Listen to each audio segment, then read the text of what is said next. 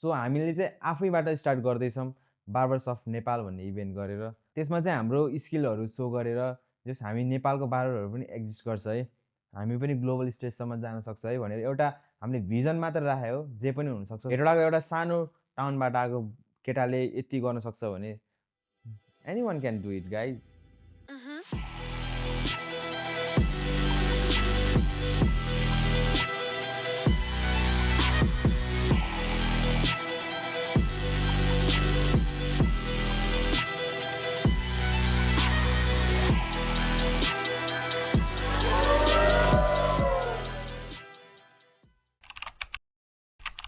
My name is Susan Lama, barber from Nepal. I am 21 years old now, and this is a more than just cutting hair for me. For me, barbering is an art, it's a passion, and it's a sacrifice. And behind every haircut, there is a different story. So basically, म चाहिँ हेटौडाबाट exist गर्छु।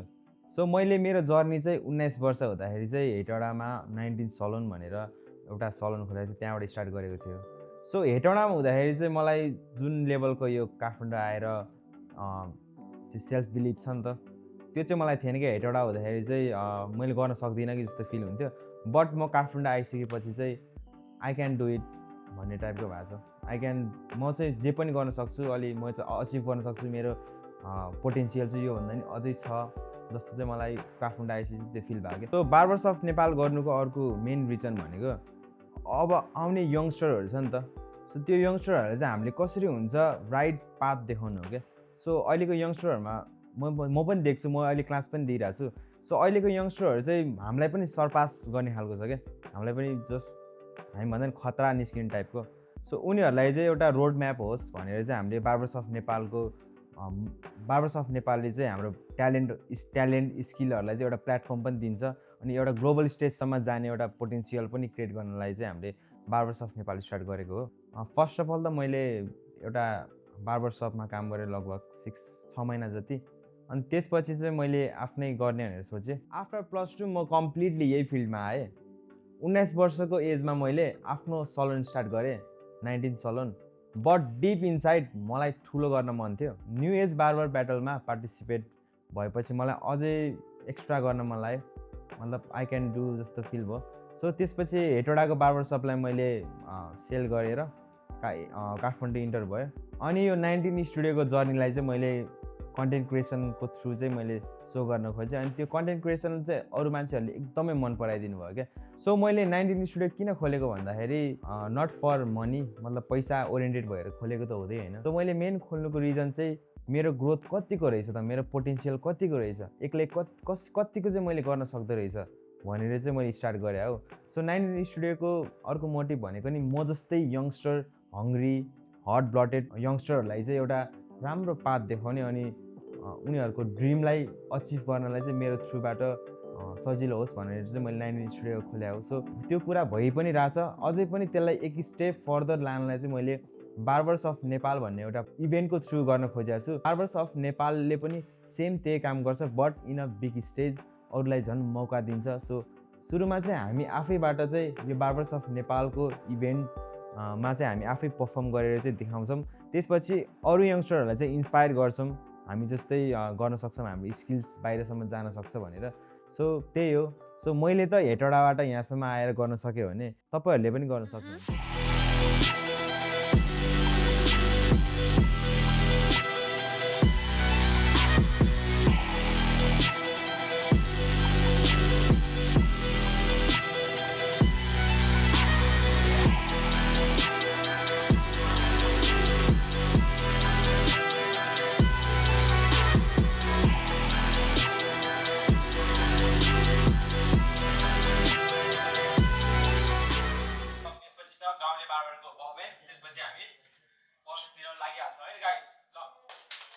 मेरो नाम चाहिँ Subhash thing हो, A K गाउँले barber भनेर चिनिन्छ।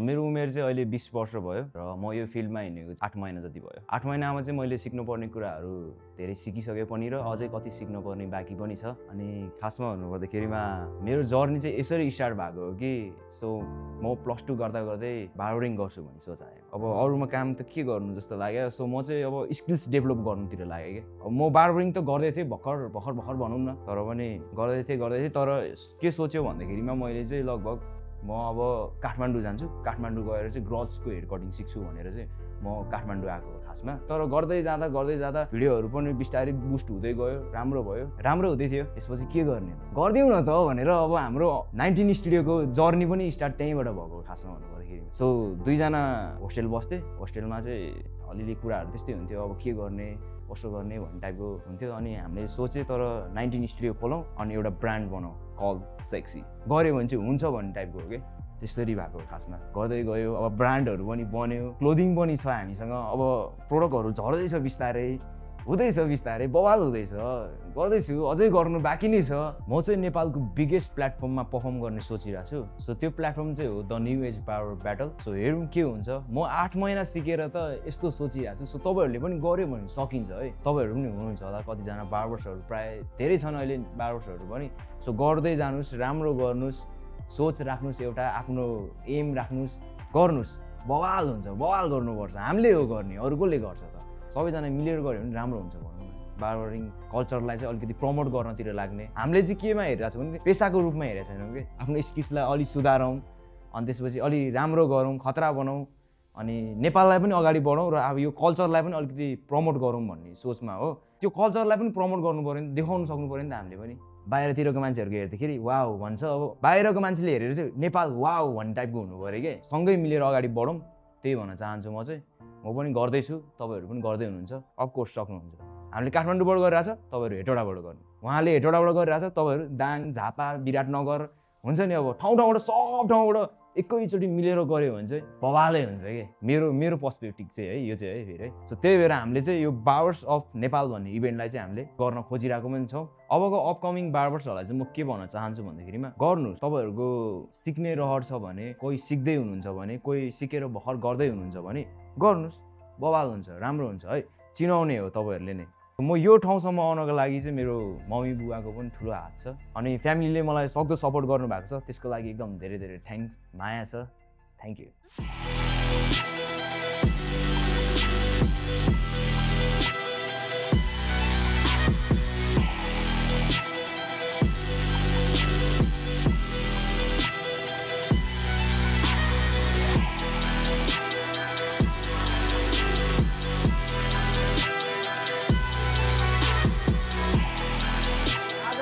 पर्फर्मेन्स अनि one of the best performance पनि जस्तो लाग्छ मलाई चाहिँ आजको हिटेड पर्फर्मेन्स।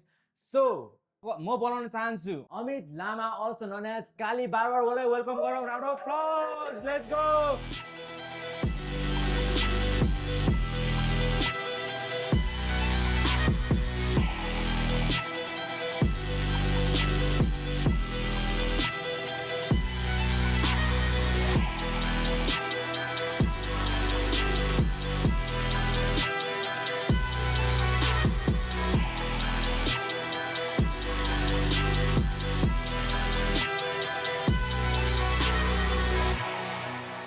हेलो एभ्रिवान, नमस्ते। मेरो नाम अमित लामा एके काली बार्बर। मेरो उमेर चाहिँ 22 भयो। मेरो घर पूर्व झापा हो र अहिले म केटिएम बस्छु। म चाहिँ न्यू एज ब्याटल सिजन 2 को विनर पनि भएको र मैले चाहिँ यो फिल्ममा काम गर्न थालेको 3 वर्ष भयो। मेरो बार्बर स्टार्टिङ जर्नी चाहिँ पोखरा हतुवा बार्बर सपबाट भएको। म चाहिँ बार्बर बन्छु लाइफमा भनेर सोचेको पनि थिइनँ। मैले बार्बर बन्नुभन्दा पहिला म धेरै स्ट्रगल पनि गरेको थिएँ। पोखरामा मेरो भेट चाहिँ विपिन कार्की दाइसँग भयो। उहाँ चाहिँ मेरै छिमेकी नभएर मेरै गाउँको हुनुहुन्थ्यो। उहाँ पनि ऱ्याम्स बार्बर सपमा उहाँले काम गर्नुहुन्थ्यो बार्बरिङै। र उहाँले एक दिन मलाई बोलाएर मेरो हेयर कट गरिदिनु भयो। हेयर कट गर्दाखेरि त्यो बार्बर सपको एउटा भाइब्स हेरेर म इन्सपायर पनि भएको थिएँ। त्यहाँको एउटा क्लिन टाइप हाइजिनिक भयो, जस मेरो वासहरू गरिदिने समथिङ धेरै एक्स्ट्रा कुरा देखेँ। हेयर कट गर्दा पनि फिल आउने क्या, जस्तै तपाईँको बाहिरको भाइब्स आइरहेको छ त्यो पसलले हेरेर चाहिँ। जुन हामीले बार्बर सप नेपालको इभेन्ट गर्न आँटिरहेको छौँ, यो चाहिँ कस्तो हो भनेपछि नेपालमा स्किल भएको चाहिँ अब सबैजना छन्, तर एउटा प्लेटफर्म पाएको छैन। अनि कस्तो हुन्छ भने प्लेटफर्म चाहिँ सुरुमा चाहिँ हामीले प्लेटफर्म आफूलाई दिदिनु नै पर्छ। मेन कुरा त्यसरी अहिले हामी चाहिँ अहिले 3जना छौँ, गाउँले बार्बर, अनफिनिस बार्बर, काली बाबर, हामी तिनजनाले हामीले आफैलाई प्लेटफर्म दिएर हामीले अगाडि आफ्नो स्किल चाहिँ हामीले नेसनल नभएर इन्टरनेसनलसम्म देखाउन खोजिरहेको। यो चाहिँ हाम्रो वान हो। जस्तै अब सेकेन्ड अब बार्बर्स अफ नेपाल अब सेकेन्डमा हुन्छ, त्यसमा चाहिँ अब हजुरहरूले पनि चान्स दिने हो। यो चाहिँ अब नेपालमा हामीले फर्स्ट टाइमै गरेको यसरी होइन, हामीभन्दा पहिलाको दाइहरू स्किल छ, बवाल हुन्छ, तर उहाँहरूले कसैले गर्नु भएन। जस्तो अहिले हामीसँग चाहिँ युवा जोस छ, हामीसँग यो एजमा चाहिँ हाम्रो जोस भएर हामीले चाहिँ आफ्नो स्किल नेसनल नभएर इन्टरनेसनलसम्म देखाउनको लागि हामीले यो इभेन्ट चाहिँ गरिराखेको छौँ। अब हजुरहरू पनि यही बार्बर फिल्डमा आउनु हुँदैछ, केही राम्रो गर्नु छ, एक्स्ट्रा बेस्ट बार्बर बन्नु छ, केही गर्नु छ भने होइन, अहिले हजुरहरू जुन काम गरिरहेछन् गरिरहनु। कोही पनि होइन कुनै राम्रो बार्बर बन्न, केही बन्न, हरेक चिज गर्नको लागि स्ट्रगल गर्नै पर्छ। कोही पनि म्याक्सिमम् 2 देखि 3 महिनामा चाहिँ हुँदैन। हरेकको जर्नी स्टार्ट त्यहीँबाट हुन्छ। सबैको आफ्नो आफ्नो जर्नी होला, आफ्नो आफ्नो ठाउँबाट गर्ने होला। कोही अहिले बार्बरिङ गरिरहेछ होला, कोही गाउँबाट गरिरह होला, कोही सहरबाट। तर पछिसम्म बार्बरिङ गर्छु, बार्बरिङमै केही देख्छु, यहीँ नेपालमा गर्छु, लाइभ गर्छु भने चाहिँ अब एक्स्ट्रा गर्नुपर्छ। अरूभन्दा हामीले अहिले बार्बरहरू पनि धेरै आइरहेछ र समथिङ हामी डिफ्रेन्ट भएर निस्किनुपर्छ। हार मान्नु हुँदैन, हामीले एक्स्ट्रा गरेर अगाडि बढ्नु चाहिँ पर्छ। त्यही अहिले हजुरहरू जे गरिरहनुपर्छ त्यसलाई गरिरहनु र स्ट्रगल पनि गरिरहनु पऱ्यो।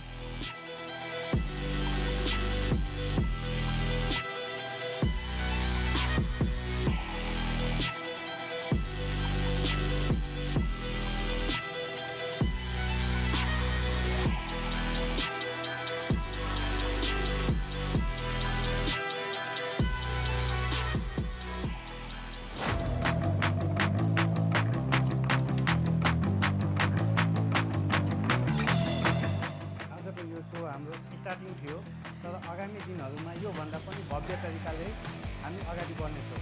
तपाईँहरूले हामीलाई सपोर्ट गर्ने हो, हामीले तपाईँलाई सपोर्ट गर्ने, दुईजना मिलेर अगाडि बढ्ने हो। So thank you so much for your love and support. So लास्टसम्म हेरिदिनु भयो। सो बार्बर्स अफ नेपालको जुन हाम्रो सोचेको थियो नि, त्यो भन्दा नि एकदमै बवाल भयो।